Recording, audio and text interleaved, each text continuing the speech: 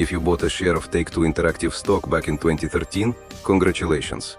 You've successfully survived 3 presidential administrations, a global pandemic, the rise and fall of NFTs, and the release of Grand Theft Auto 5 on approximately 74 different consoles. But right now, in 2026, we are standing on the precipice of the most expensive, most delayed, and most terrifyingly anticipated event in entertainment history.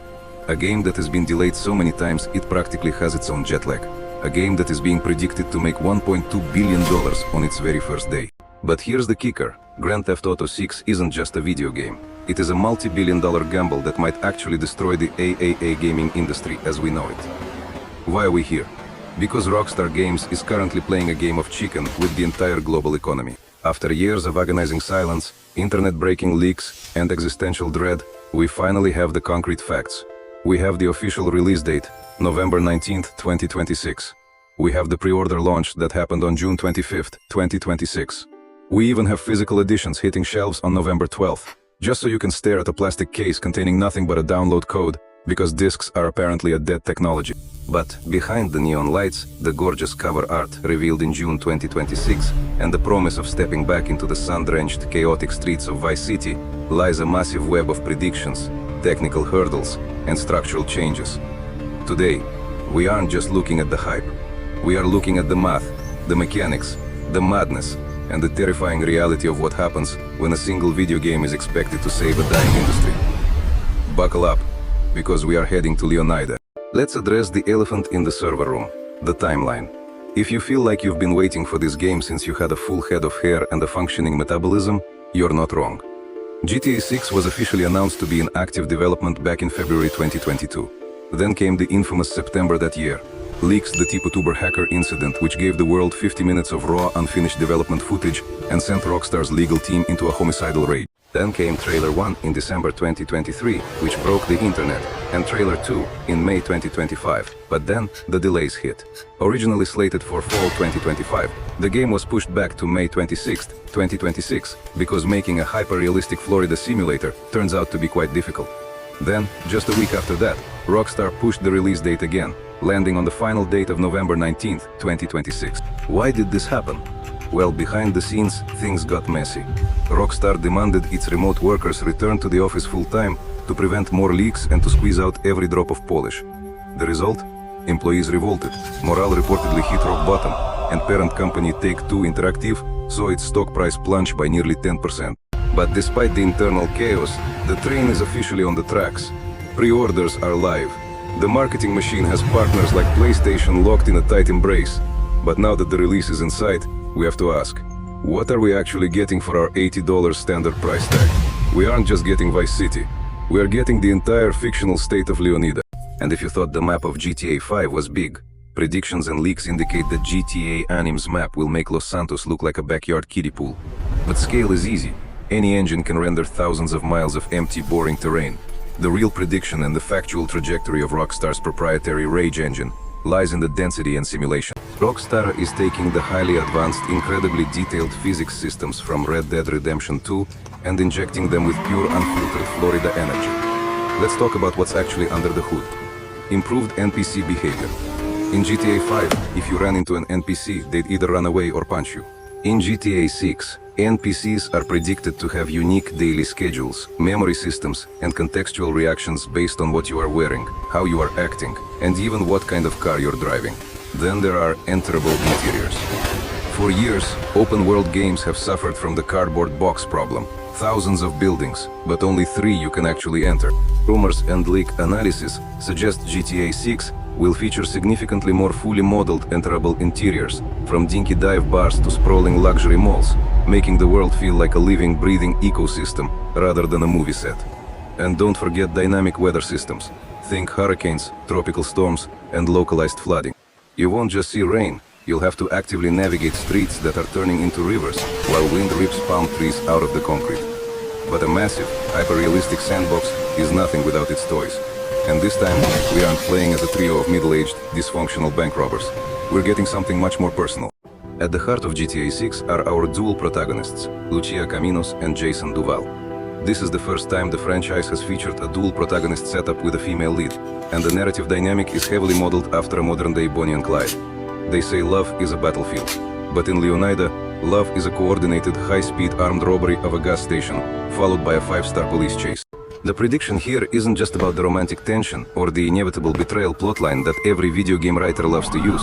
It's about how the game's narrative integrates with the real world's most annoying invention, social media. If you watched trailer 1, you noticed that a massive chunk of the footage wasn't cinematic cutscenes. It was vertical video, live streams, social media posts, dashcam footage, and bodycam clips. Rockstar is predicting and satirizing our current reality, where crimes aren't just committed for cash, they are committed for clout. We predict that social media will be an active gameplay mechanic. You won't just pull off a heist, you'll have to manage how the internet reacts to it. Did a bystander stream your face on Leonida Live?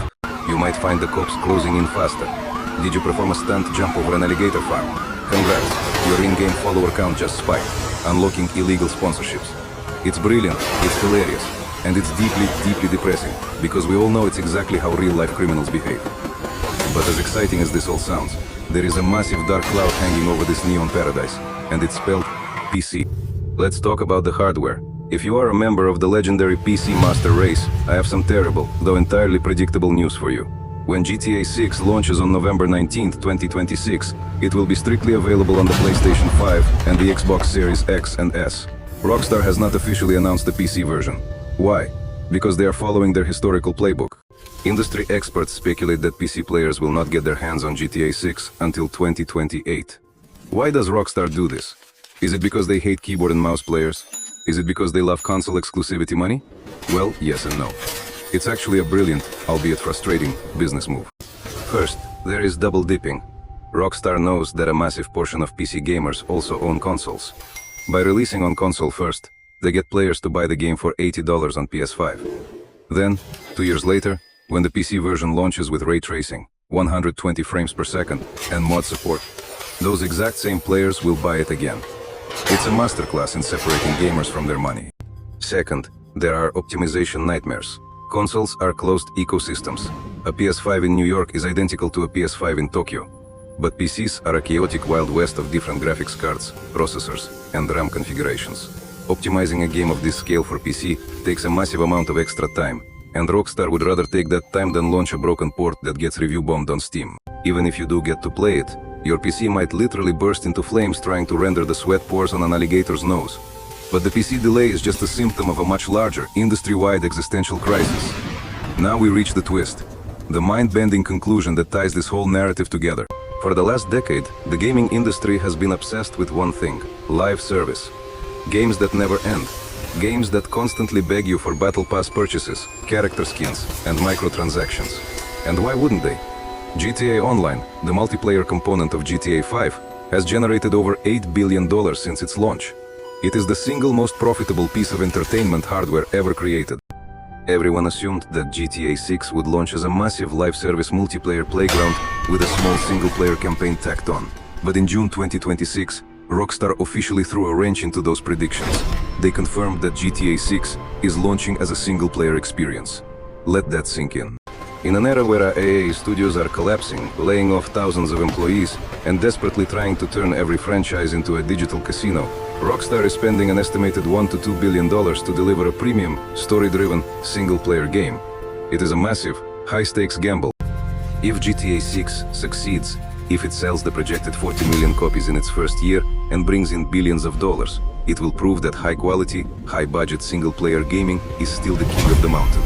It will prove that players are willing to pay a premium price tag for an experience that doesn't try to sell them a $20 cosmetic hat every 5 minutes. But if it falters, if the delays, the morale crisis, and the astronomical development costs eat up all the profit, then GTA 6 might truly be the last blockbuster. The final towering monument to an era of gaming that is simply too expensive, too risky, and too slow to survive in the modern landscape. The state of Leonida is waiting. At November 19, we are going to find out if Rockstar's trillion-dollar bet pays off, or if the weight of the entire video game industry crushes the sun-drenched streets of Vice City under its own gravity. If you want to be there when the neon lights turn on, hit that subscribe button. We are going to be covering every single leak. And hey, if your PC currently sounds like a jet engine taking off just playing Minecraft, maybe start saving up for that PS5 upgrade now. You've got until November. See you in Vice City.